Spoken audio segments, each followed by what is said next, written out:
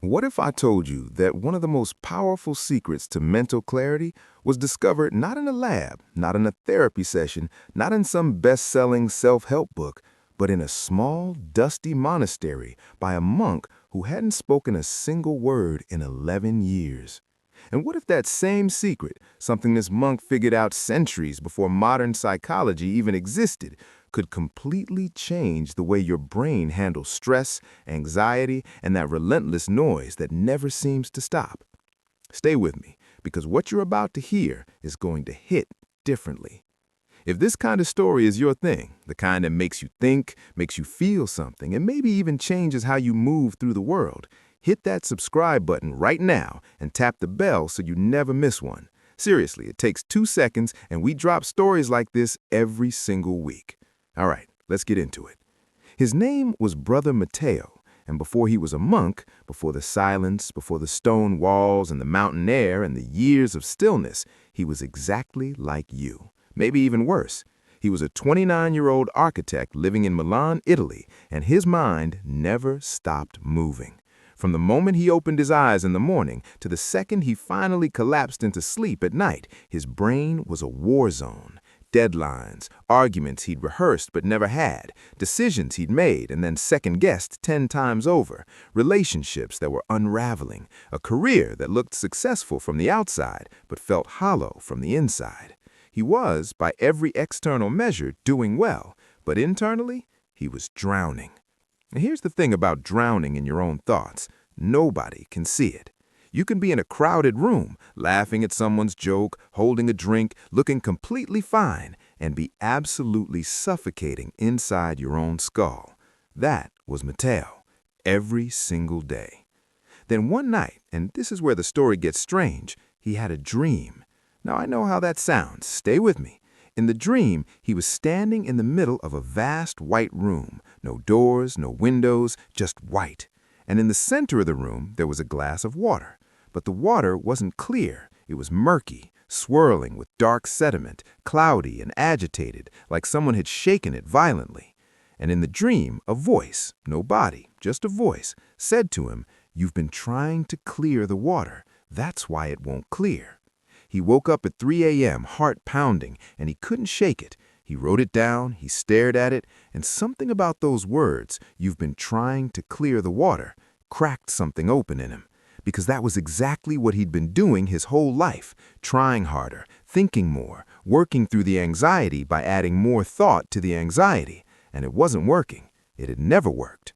3 weeks later, almost on impulse, he took a leave of absence from work and drove north, into the Alps, to a Benedictine monastery he'd read about once in a magazine article he'd half forgotten. He wasn't religious, he didn't have a plan, he just knew that whatever he'd been doing wasn't working and he needed something completely different. When he arrived, the monks didn't make a big deal of it. They didn't ask him 100 questions. An older monk, small, calm, with eyes that somehow felt ancient, simply showed him to a small stone room and said, "You can stay as long as you need. We ask only that you follow the rhythm of the house." That was it. No lecture, no intake form, no prescription. Just follow the rhythm. Now here's what nobody tells you about silence. Real silence, the kind you find in a place like that. It's not peaceful at first. It's terrifying. Because when you remove all the noise, the phone, the notifications, the TV, the conversations, the busyness, what's left is just you and your thoughts. And for someone like Mateo, whose thoughts had been his enemy for years, that first week in the monastery was genuinely one of the hardest experiences of his life. He told people later that he felt like he was locked in a room with a wild animal. His mind raced, he replayed old arguments, he catastrophized about his career. He felt guilty for being there. He felt stupid. He questioned everything.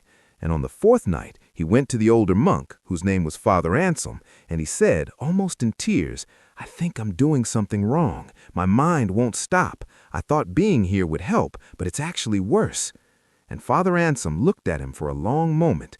Then he stood up, walked to the small kitchen, and came back with 2 things, a glass jar filled with murky water and nothing else. He set it on the table between them, and he said, "Watch." He didn't do anything to the water. He didn't stir it. He didn't add anything to it. He just set it down. and they sat there together in silence, and Matteo watched. And slowly, so slowly you almost couldn't see it happening, the sediment began to settle. The murk began to clear. After about 10 minutes, the water was almost completely transparent. You could see straight through it. Father Anselm looked at Matteo and said, "Your mind is the water. The thoughts are the sediment. You've been so busy stirring it, trying to fix it, trying to force it to be clear, that it never gets the chance to settle on its own. The water doesn't need your help to become clear. It just needs you to stop stirring it." Matteo sat with that for a long time, and then Father Anselm said something else, something that hit even harder. He said, "Most people think the goal is to have no thoughts. That's not it. The goal is to stop being afraid of the ones you have." Let that land for a second. Stop being afraid of the thoughts you have. Because here's what Matteo realized, and what neuroscience, by the way, has since confirmed in study after study.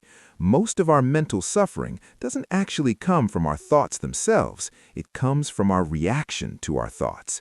It comes from the meta layer, the thinking about the thinking, the anxiety about the anxiety. You have a worried thought, and then you think, "Why am I so worried? What's wrong with me? I should be able to handle this. Other people handle this. I must be broken." And now you've turned one worried thought into a spiral of 10. The sediment that was gently drifting to the bottom, you just shook the jar again and again and again until the water is so cloudy you can't see your hand in front of your face. Matteo stayed at the monastery for 6 weeks, and in that time, Father Anselm taught him a practice, not a complicated one, not a mystical one, something almost embarrassingly simple. When the thoughts came, and they always come, instead of engaging with them, instead of trying to solve them or suppress them or argue with them, Matteo was taught to simply name them, out loud if possible, in his head if not. There's worry. There's self-doubt. There's the argument with Marco from 2019 that I'm still replaying for some reason. Just name it. Don't judge it. Don't try to fix it. Just see it. Label it. And then, and this is the key, return your attention to something physical. Your breath, the feeling of your feet on the floor, the weight of your hands in your lap. Something real, something present, something that exists in this exact moment. Now I know what you're thinking. You're thinking, that's it? That's the big secret? And I hear you, I really do, because I had the same reaction the first time I came across this. It sounds too simple. It sounds like something you'd read on a motivational poster and roll your eyes at. But here's what makes it powerful, and this is the part most people miss. It's not about what the technique does to your thoughts. It's about what it does to your relationship with your thoughts. When you name a thought, when you say, "there's anxiety," instead of "I am anxious," you create distance, tiny but real distance. You go from being inside the storm to watching the storm from a window. You're no longer the water being shaken, you're the observer watching the jar. And that shift, that tiny, almost invisible shift in perspective, is the difference between drowning and floating. There's a Buddhist concept that maps onto this almost perfectly, and it's called the second arrow. The idea is this: pain in life is inevitable. Something hard happens, something goes wrong, someone says something that cuts deep. That's the first arrow. It hurts. Of course it hurts. But most of our suffering, the kind that lingers for days and weeks and years, comes from the second arrow, the one we shoot at ourselves. The judgment, the rumination, the "why did this happen to me? What does it mean? Am I fundamentally broken? Will it always be this way?" The second arrow is optional. It's something we do to ourselves. And once you see it, once you actually start to notice yourself reaching for that second arrow, you can choose to put it down. Matteo left the monastery on a cold Tuesday morning in November. Father Anselm walked him to his car. They didn't make a big speech of it, but before he got in, the old monk handed him something, a small glass jar filled with water and dark sand. He'd sealed the top with wax, and he said, "Keep it somewhere you'll see it. On days when your mind is loud, pick it up, shake it, and then set it down. And wait. Don't do anything. Just wait. And remember, the water always clears. It just needs you to stop shaking it." Matteo drove home. He put the jar on his desk. He went back to work. And yes, the thoughts came back. Of course they did. The deadlines came back, the stress came back, the noise came back, because that's life. That's what being human feels like. But something was different now. Something fundamental had shifted. Because now, when the spiral started, when the anxiety spiked, and the second arrow was already in his hand, he could see it, he could name it, he could set the jar down and wait. Not perfectly, not every time, but more often than before. And more often than before turned out to be enough. Here's the thing about overthinking that nobody talks about honestly. It's not a character flaw. It's not weakness. It's not something wrong with you specifically. It's actually a feature of a brain that cares, a brain that's trying to protect you. The problem isn't that your brain generates thoughts. The problem is that somewhere along the way, most of us were never taught what to do with them. We were taught to push through, to think harder, to solve our way out of every problem.